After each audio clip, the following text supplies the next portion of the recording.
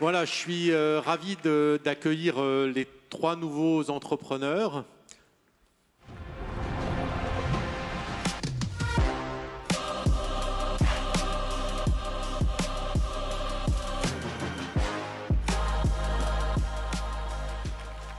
Voilà, Antoine, le patron de Sirius, qui va nous projeter dans les étoiles. Manon de Purnat, tu vas nous parler de comment on peut filtrer de façon, j'allais dire, positive et avec de l'impact, pardon. Et puis Kevin, avec Trifrog, comment on fond avec les cellules souches, on va pouvoir révolutionner et peut-être même recréer des organes. Merci à vous, à tout de suite. Merci et bonjour à tous. Qu'est-ce qui nous pousse à franchir le pas, à se dire c'est maintenant? Me concernant, c'était en 2020, j'avais 18 ans à l'époque et j'étais en classe préparatoire. Alors, on était au moment du Covid et on passait d'un moment où je passais mon temps à réviser d'école, les interros du soir, quand on est en prépa, à un moment où on avait beaucoup de temps. Et ce que j'aimais plus que tout en prépa, c'était mon projet de TIPE. Le TIPE, c'est le TPE qu'on avait au lycée et je l'avais sur le spatial. Alors moi, j'ai eu la chance de commencer le spatial à l'âge de 13 ans au sein d'une association qui s'appelait le Garef Aérospatial. On faisait des fusées-sondes sur un projet qui s'appelait Perseus, qui était réalisé avec le CNES, qui est l'Agence spatiale française. Donc je suis tombé tout petit dans le spatial et je faisais des fusées qu'on lançait depuis la Suède, Kiruna, une des bases spatiales européennes. Et demain, le projet, c'était de le lancer depuis le centre spatial guyanais. Et en prépa, on a eu la chance d'avoir un thème qui était comment rendre les villes plus durables. Et je me suis donc lancé avec mes camarades de prépa sur essayer de réaliser un prototype pour accéder à l'espace de manière plus durable. Alors ça faisait 5 ans que j'étais dans le secteur du spatial, et il m'a fallu 5 ans pour commencer ces sujets. Pendant le Covid, il m'a permis de tout accélérer. Je me suis retrouvé brutalement avec du temps, beaucoup de temps. Et donc on a accéléré notre prototype, et en quelques mois, il était à bout. Et à ce moment-là, on s'est rapproché du CNES et de l'ESA pour commencer à envisager une première démonstration. Et on a eu la chance de tomber sur un accélérateur qui était l'ESABIC, un accélérateur de l'ESA, et on nous a dit qu'on pouvait nous accompagner à devenir entrepreneur, ce qui était mon rêve depuis toujours, mais je pensais qu'il fallait avoir 30 ans, 40 ans, 50 ans de carrière pour se lancer en tant qu'entrepreneur, mais que c'était le moment, et que surtout, c'était ce moment, l'alignement de la planète. Donc, j'ai créé ma société, on est rentré dans cet accélérateur, et j'ai arrêté ma prépa. Et pourquoi c'était le moment? On était à un moment pivot. Un moment où on passait d'un secteur où on n'avait que des pure players, des grands satellites de plusieurs tonnes qui étaient lancés, à un moment où on entendait outre-Atlantique des acteurs comme SpaceX, un nom qui commençait à résonner, ou des moins connus comme Rocket Lab, qui étaient en train de changer la manière dont on accédait à l'espace. Et pourquoi? C'est qu'on avait besoin de révolutionner ce système. Et on était aussi à un moment pivot sur les satellites. Avant, on avait tous des satellites de plusieurs dizaines de tonnes qui étaient lancés, et aujourd'hui, ils font plus que 300 kilos, et on obtient la même résolution. Mais est-ce que vous savez combien de satellites vous utilisez tous les jours? Une cinquantaine aujourd'hui. Et demain, ça sera 300 satellites qu'on utilisera tous les jours. Mais pour ça, il faut plus de lancements et des lanceurs mieux adaptés, des lanceurs légers qui sont conçus pour ça. Et donc, on s'est lancé chez Sirius avec un but, développer un lanceur pour les nouvelles catégories de satellites, bien entendu plus abordable, mais surtout plus durable. Comme on devait changer la manière d'accéder à l'espace. Et plus durable, on s'est donné une mission simple sur le papier, beaucoup plus dure à réaliser, c'est d'avoir un lanceur qui était, 10 ans après notre premier vol, 100% réutilisable. Et donc notre ambition chez Sirius, elle est claire, devenir un acteur clé du secteur du spatial. Nous voulons concevoir et construire les lanceurs de demain. Alors, nos lanceurs, ils sont réutilisables, mais aussi propulsés, notamment avec des bioergols, de l'oxygène et du biométhane qu'on vient extraire des déchets. Donc, ça a été ça, mon déclic, que c'était le moment de me lancer, et que c'était, si je ne me lançais pas aujourd'hui, ça serait trop tard. Alors, ça fait maintenant 4 ans qu'on a lancé Sirius, et on a franchi pas mal d'étapes. Encore hier, où on a fait des essais moteurs, qui ont été très concluants et qui nous rapprochent chaque jour de notre premier lancement. On a créé des premiers prototypes, on est né à Paris, on n'est pas aux États-Unis, on ne s'est pas lancé dans un garage, on a commencé dans une chambre de bonne, à quelques ingénieurs. À la suite de ça, on a accéléré, on a commencé à vouloir concevoir nos prototypes. Mais on allait vers le garage, comme on a repris une ancienne carrosserie et on a implanté nos premières machines. À la suite de ça, on a continué. Aujourd'hui, on est en pleine phase d'industrialisation pour réaliser notre premier lanceur et on est en train d'ouvrir notre première usine. Et demain, quelques années après le premier lancement, on va penser à créer une méga factory pour être capable de réaliser un lancement tous les mois. On a eu la chance d'être accompagné par BPI France dès nos débuts, qui a su croire en nos projets et nous donner nos premiers financements. Je m'en souviens comme c'était hier. On a eu la chance d'avoir une petite bourse French Tech qui a permis de réaliser ce premier prototype et de convaincre nos premiers investisseurs. Alors, une aventure comme la nôtre, c'est semer d'embûches. C'est pas simple tous les jours. Il faut faire preuve de persévérance pour surmonter les étapes et concrétiser notre vision qui est née de ce déclic. Certains doutaient que c'était possible de réaliser un lanceur en seulement 4-5 ans. On n'y est pas encore, mais aujourd'hui, on a passé des jalons clés qui nous permettent d'être assez confiants sur le fait qu'on réalisera un premier lancement dès 2026. Et demain, on l'espère, permettre à la France d'avoir une souveraineté dans l'espace et d'accéder surtout à l'espace de manière plus durable. Alors moi aussi, je vous invite aujourd'hui à vous poser une question. Quel est votre déclic ? Que ce soit dans l'espace ou dans un autre domaine, quel est ce moment où tout s'éclaircit pour vous et que vous réalisez que vous faites partie du changement ? Sirius Space Services, nous croyons que chaque grande aventure commence par la volonté de changer les choses. Nous faisons en sorte que l'espace ne soit pas seulement un moyen de surveillance ou un moyen de communication, mais qu'il devienne un lieu d'innovation responsable. Nous sommes prêts à construire cet avenir et nous avons besoin de talents, d'innovateurs et de visionnaires, chez nous et aussi dans les autres secteurs de l'industrie. Merci. Et je passe maintenant la parole à Manon. Merci Antoine. Bonjour à tous. Alors, moi, je vais vous parler de choses beaucoup plus terre à terre. À 18 ans, je ne lançais pas de fusée. Maintenant, toujours pas d'ailleurs. Mais juste, est-ce que vous avez déjà eu un objectif tellement précis que vous vous êtes dit, si j'y arrive, ma vie sera parfaite? Moi, c'est ça. Dès le début, à l'école élémentaire, en fait, ma trajectoire, elle était tracée. Le plan, il était très simple. Obtenir un bon diplôme et gravir les échelons dans une entreprise pour accéder à un poste à responsabilité. Donc, je l'ai fait avec rigueur, avec beaucoup d'ambition. Et ce sommet, je l'ai atteint. J'ai mis 8 ans pour y arriver quand même. Mais j'ai obtenu mon poste, donc femme chef de service, manager qu'on écoute, manager qui décide, qui est respecté, qui en impose. Et en fait, quand je suis arrivée là, ce que j'ai ressenti, rien. Le vide. Je ne sais pas si vous imaginez, c'est un petit peu comme si vous obtenez tout ce que vous avez toujours voulu avoir, puis vous avez bossé pour ça, et puis vous y êtes, et là, c'est le néant.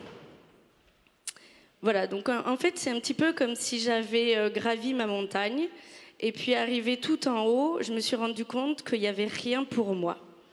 Donc honnêtement, c'est un choc. En plus, à ce moment-là, la boîte avait grossi également. Je devais composer avec mes nouvelles responsabilités et je voyais mes équipes qui étaient de plus en plus démotivées, qui ne trouvaient plus de sens. Je voyais des gens qui venaient travailler avec la boule au ventre. Cerise sur le gâteau, je venais de devenir maman. Et en fait, passez-moi l'expression, je me tapais 2 heures de route tous les jours, donc loin de ma fille, pour ce job dont j'avais toujours voulu et qui, au final, ne me parlait plus.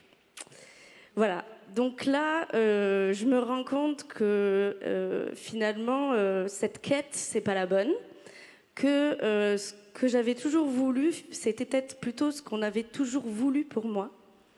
La société, mes parents, la famille, et que, en fait, tout ça, la sécurité, le salaire, le statut, ça résonnait plus, en fait, ça faisait plus de sens en moi. Tout ce que je sais à ce moment-là, je suis totalement perdue. Ce que je sais, par contre, c'est que je ne peux plus rester dans cet environnement. Donc, je prends la décision radicale de quitter mon job. Et là, il n'y a pas de plan. Je quitte mon job, je n'ai pas d'autre emploi en vue derrière, et je ne sais même pas en fait où je dois aller. Je ne sais plus rien. Et puis, je suis en bilan de compétences, et c'est là que l'annonce sort dans mes alertes emploi cette annonce de Natacha, docteur en physico-chimie des matériaux, qui recherche un associé pour développer son innovation de rupture incroyable pour dépolluer l'air. Et avec Natacha, je me suis retrouvée plongée dans un projet empreint de sens qui amenait un impact concret en ralliant la technologie et l'environnement. Ensemble, on a fondé PureNat pour construire, pour fabriquer des filtres à air qui permettent non seulement de stopper, mais pour la première fois de détruire la pollution de l'air par la photocatalyse. Et donc là, on est sur un projet, comme je vous dis, empreint de sens, qui ouvre la voie pour un futur plus propre, plus sain et plus durable. Et pour complètement aligner ce projet avec mes valeurs, je me forme au coaching professionnel et je bâtis une entreprise qui réunifie la performance et le bien-être. Parce que le résultat n'est plus le seul objectif, mais c'est vraiment de pouvoir bâtir une culture qui permette aux collaborateurs de pouvoir trouver du sens à ce qu'ils font, tout en contribuant aux objectifs de l'entreprise. Voilà. Donc, si je vous parle de ça aujourd'hui, alors c'est pas pour vous dire quittez tout.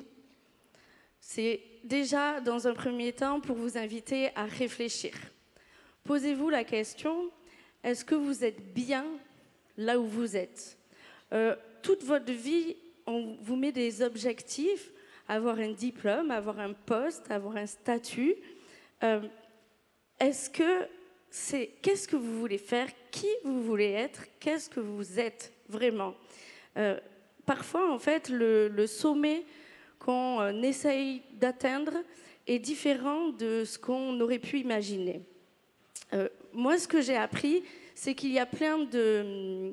En fait, le succès, c'est pas seulement le salaire, c'est pas seulement le statut. Le succès, c'est vraiment de réussir à aligner ce qu'on fait avec ce qu'on est. Voilà. Et ça, c'est pas facile. Il y a des milliers de façons de réussir. La deep tech, l'entrepreneuriat, ce sont des moyens qui permettent de trouver un sens qui dépasse notre quotidien, notre simple quotidien. Et en fait, finalement, il n'y a pas besoin d'être Elon Musk pour ça. Okay, moi, je suis là. Moi, tous les jours, je m'éclate dans mon boulot. Et je suis avec des gens qui s'éclatent dans leur boulot. Donc, finalement, ce qui est important, c'est posez-vous ces questions-là. Vers quoi vous voulez aller? Qu'est-ce qui vous fait vibrer? Et pourquoi vous ne pourriez pas vivre pleinement tout en étant fidèle à qui vous êtes? Voilà, donc moi j'ai réussi ce pari de réaligner mes ambitions professionnelles avec mes valeurs. Et c'est tout ce que je vous souhaite.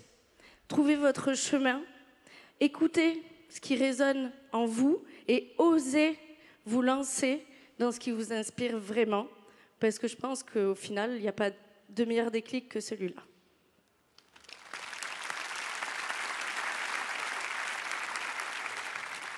Bonjour à tous.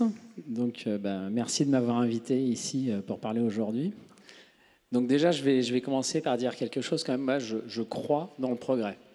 C'est pour ça que je suis là aujourd'hui. Je vais faire un petit coup de pub. Demain, je parle sur le progrès à midi. Ça vous intéresse? Alors, j'avais prévu un truc à vous dire. Et en fait, quand Lionel a fait sa présentation, je me suis malheureusement rappelé de mon déclic. Ça arrive même pour les meilleurs. Donc, je vais déjà vous présenter un peu ce qu'on fait. Donc, je m'appelle Kevin Alessandri. Je suis un des cofondateurs de Trifrog Therapeutics. On est une boîte qui fait de la thérapie cellulaire. Donc, la thérapie cellulaire, c'est quoi? Ici, en fait, on est tous faits de cellules. Les cellules, elles s'auto-organisent et elles font les fonctions de votre corps. Donc, si les cellules meurent ou perdent leur fonction, vous êtes malade. La thérapie cellulaire, en fait, c'est assez vieux. En Égypte antique, il y en avait déjà. C'est, par exemple, la transfusion sanguine. Si vous perdez du sang, vous êtes probablement mort. Si on vous retransfuse du sang, vous avez une bonne chance de survie. Ça, c'est la première thérapie cellulaire. Maintenant, c'est aller beaucoup plus loin. Maintenant, il y a des thérapies cellulaires qui traitent le cancer, Parkinson, le diabète de type 1, l'épilepsie, enfin, bon, je vais arrêter la liste. Et maintenant, il y a peut-être quelques milliers de patients qui ont déjà été traités. Donc là, je ne vous parle pas de science-fiction. Donc nous, qu'est-ce qu'on fait exactement à Trifrog Therapeutics? En fait, on s'est posé la question d'utiliser des cellules souches pluripotentes pour faire ces traitements. Qu'est-ce que ça veut dire? Vous tous, vous avez été une toute petite boule de cellules en embryon, mais toute petite. Hein. Et en fait, ces cellules qui sont au début, c'est les cellules souches. Et ces cellules, elles vont s'auto-organiser. Donc je crois qu'il y avait une image qui va avec. Voilà. Hop. Donc ça, c'est des cellules souches humaines qui sont auto-organisées comme elles seraient dans l'embryon. Et là, elles ont deux fonctions. Elles vont se reproduire elles-mêmes ou donner n'importe quelle cellule de votre corps. Et nous, qu'est-ce qu'on fait à Trifrog? En fait, on ne fait rien. C'est elles qui le font. En fait, on utilise des machines vivantes qui sont les cellules. Et d'une cellule, en les laissant s'auto-organiser, en les protégeant, on fait des milliers ou des millions de cellules. Donc on a un produit qu'on est en train de développer pour la thérapie de Parkinson, qui sont des neurones, donc qui seront greffés chez le patient. On est à peu près à 3 ans de l'essai clinique. Il y a déjà des essais cliniques en cours sur Parkinson, donc encore une fois, pas de la science-fiction. Et on vient de signer un deal de 780 millions de dollars avec Vertex pour industrialiser leurs produits dans le diabète de type 1, qui est déjà en clinique. Il y a une vingtaine de patients traités jusqu'à présent, 16 je crois, exactement. Donc voilà, ça c'est la partie corporate. Donc maintenant, le déclic, comment moi je suis arrivé là. Donc, en fait, il se trouve que mon premier boulot était ici. J'ai fait le karting de Bercy avec Schumacher à l'époque, en 1997. J'avais 16 ans et je faisais les moyens techniques ici. Et après, pendant quelques années, j'ai bossé à MP Visual TV avec mon frère. Donc c'est la boîte qui fait les moyens techniques ici, là, aujourd'hui. Salut les gars. Et où j'étais intermittent du spectacle pendant plusieurs années. Donc je faisais des tournages, j'allais dans le monde faire des trucs, etc. Et donc, j'étais pas du tout à ma place. Et donc là, il y a un moment, je me suis dit... en fait, quand je me suis rien dit, je suis allé reprendre des études. J'ai dit à tout le monde, bon, je me casse, je vais aller faire des études à la fac, je vais faire l'école normale et je ferai une thèse. Mes parents m'ont dit super. Donc mon père était chauffeur de poids lourd, ma mère caissière. Ils m'ont dit super, on va t'aider à payer tes études. Donc merci papa, merci maman. Ils n'avaient pas de thunes. Hein. Et en fait, j'ai bossé pendant des années. Là, je me suis éclaté dans l'apprentissage. Et il y a le moment où j'ai cherché ma thèse. Et donc là, je me suis rappelé du déclic. C'est exactement ça. Et je faisais le tour des labos. Donc je suis allé voir une 50aine de labos parce que je voulais voir ce qui existait dans les labos. Et en fait, j'ai réalisé qu'il y avait la culture cellulaire se faisait toujours en boîte de pétri. Et je me suis rendu compte que les physiciens avaient peur de la biologie parce que c'était trop complexe. Et les biologistes avaient peur de la physique parce que c'était trop dur. Et donc je me suis dit, bingo. Et c'était il y a 16 ans. Et c'est mon sujet de master. Mais c'était de l'encapsulation de cellules pour protéger les cellules souches. Et donc après, c'est une série de rencontres. J'ai rencontré mon fondateur, Maxime Feilleux. Enfin, j'ai rencontré d'abord mon professeur avec qui j'ai fait ma thèse. On a fait un boulot de dingue. Après, j'ai rencontré Maxime Feilleux, mon cofondateur, qui lui faisait vraiment les cellules souches. Donc lui m'a vraiment ramené le sujet pour les capsules. Et ensemble, on a vraiment fait ce qu'allait être Trifrog. On a rencontré Jean-Luc Treilloux, avec qui on a commencé à fonder la boîte il y a près de 6 ans à Bordeaux. Et c'est une série de rencontres comme ça qui nous ont amenés. Moi, je n'avais pas prévu de faire ça, pour être très honnête. Et finalement, on est arrivé vraiment à structurer cette entreprise. Et ce qui a été très impressionnant, c'est de voir comment ça peut sortir d'une idée, d'un concept. Après, on fait de la recherche académique. On a quelque chose qui marche dans le labo. Là, maintenant, moi, je suis vraiment dans le dur. C'est-à-dire, quand on passe de cette chose qui marchait dans le labo et qu'on l'industrialise, qu'on doit la ramener dans la société. Et donc, je vous ai dit au début, je ne sais pas ce que c'était ma place. Maintenant, j'ai une place dans la société, je me dois de ramener ce que j'ai découvert fonctionnellement dans la société. Ça, c'est ma place. Et je vous donnerai un message, enfin j'en donnerai 2. Déjà, vous avez de la chance, parce que avant qu'il y ait BPI et qu'il y ait tous ces systèmes, c'était très dur. Et BPI, ce n'est pas de l'argent qu'ils m'ont donné, c'est de la liberté de faire ce que je voulais. Et le deuxième message que je vous donnerai, c'est moi je crois au progrès. J'ai inventé quelque chose, je le ramène. Maintenant, moi je dois le transférer dans la société. Mais l'innovation, elle est chez vous. C'est vous qui allez la faire. Hein. Le progrès, la nouveauté, elle est dans vos cerveaux. Moi, je suis vieux, j'ai fait un truc, maintenant je vais le pousser jusqu'au bout. Voilà, merci. Merci beaucoup Antoine, merci Manon, merci Kevin pour tout ce que vous faites et surtout pour ces partages.